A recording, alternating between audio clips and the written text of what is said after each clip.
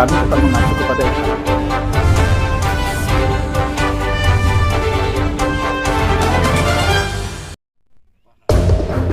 Pemerintah Kabupaten Lebong menggelar sosialisasi pencegahan korupsi sebagai salah satu upaya yang bertujuan untuk meningkatkan pemahaman dan menjunjung tinggi nilai-nilai integritas untuk menghindari tindak pidana korupsi pada pejabat dan ASN di lingkungan pemerintahan Kabupaten Lebong.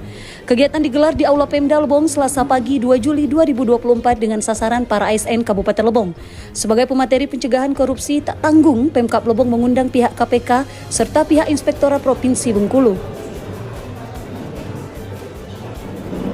yang bertindak selaku pemateri, yaitu Sumina sebagai utusan dari pihak KPK memberikan materi seputar pencegahan korupsi, dan Tommy Irawan yang merupakan Irban Investigasi Inspektorat Provinsi Bengkulu di hadapan para peserta.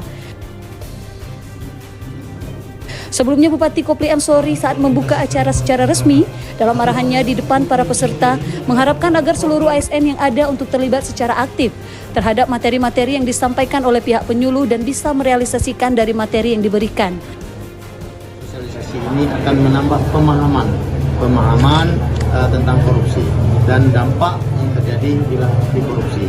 Maka kalau kita upaya sosialisasi agar tujuan kita memprioritaskan pencegahan ini bisa tercapai, maka lebih sering dilakukan dan melibatkan semua stakeholder, baik itu Inspektorat Provinsi, penyuluh KPK dan juga Inspektorat Kabupaten. Maka saya yakin pendekatan bentuk pencegahan itu bisa kita nanti prioritaskan lebih maksimal.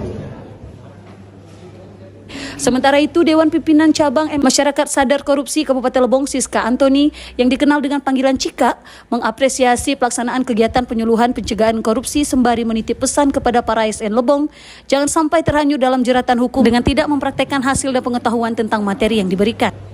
Kepada mereka-mereka yang disuluh tidak hanya mendengarkan saja apa yang disampaikan saat penyuluhan, tetapi harus juga mempraktekkan di lapangan sebagaimana mestinya.